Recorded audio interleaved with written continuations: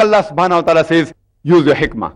Udu ila sabil rabbika bil hikmah wal maw'izat al hasana wajadilhum billati ahsan. Invite all to the way of the Lord with wisdom and beautiful preaching, and argue with them and reason with them in the ways that are best and most gracious.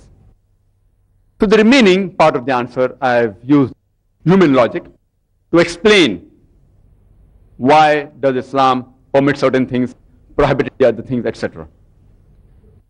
But the final answer, whatever reason we use, alhamdulillah, Allah is the person who knows everything.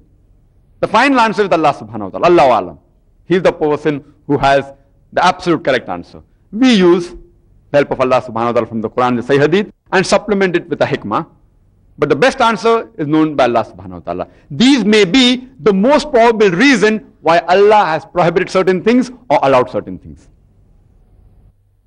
And I would request that if every Muslim memorizes the answer to these 20 common questions, even if he is not able to convince a non-Muslim to accept Islam or make him realize the full truth of Islam, at least, inshallah, he will be able to remove the animosity in the mind of the non-Muslim. At least he will be able to neutralize him. So if every Muslim memorizes the answers to this set of 20 common questions, inshallah, he will at least be able to convince 80% of the non-Muslims, 80%. And this set of 20 common questions, how have they been evolved?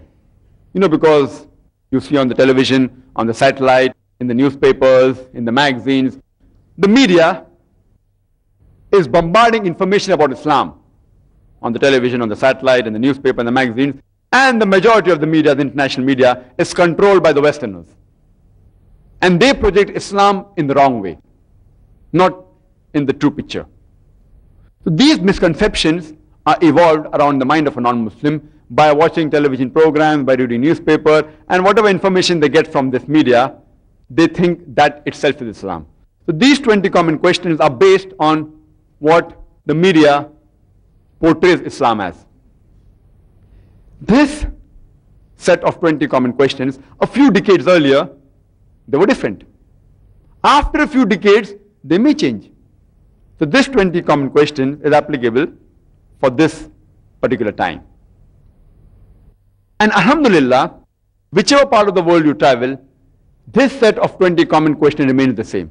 Alhamdulillah, by the grace of Allah subhanahu wa ta'ala, I have traveled to America, to Canada, to UK, to South Africa. Here I had come earlier, in Malaysia, in Gulf countries, Saudi Arabia, U.A.E. Alhamdulillah, the 20 common questions are the same. They remain the same throughout the world.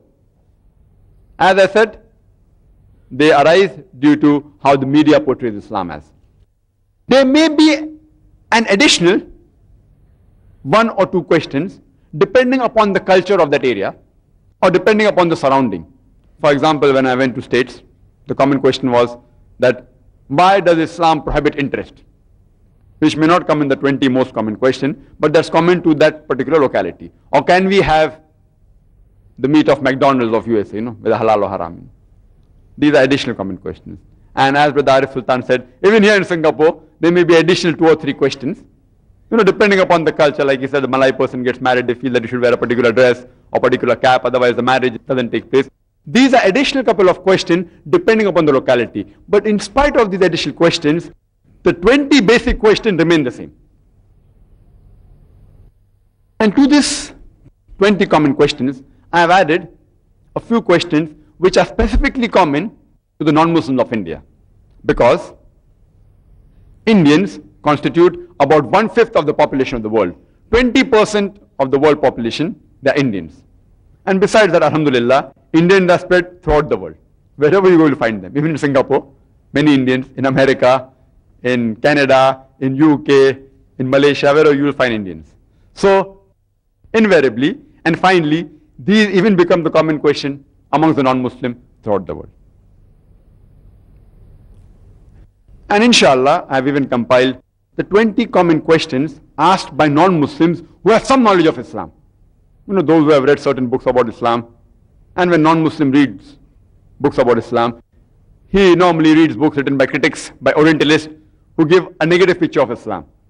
So the 20 common questions that will come in their mind will be additional Like a few were asked yesterday, that does Darwin theory match with the Qur'an? And I gave the reply.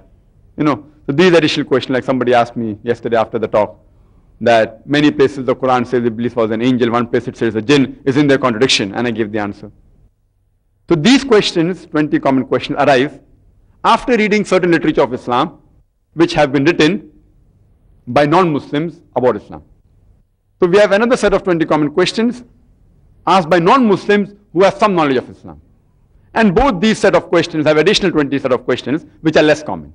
So you have 40 common questions asked by non-Muslims, 40 common questions asked by non-Muslims who have some knowledge of Islam. And additional 20 common questions asked by Christians, that's another lot. In such way, if we master these common questions, inshallah, we will be able to do dawah very easily and with hikmah.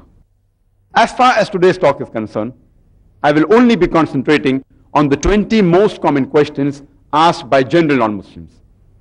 Time doesn't permit us to deal with all the 20 questions. Inshallah, I'll try my level best. Inshallah, I'll at least cover the 10 most common questions.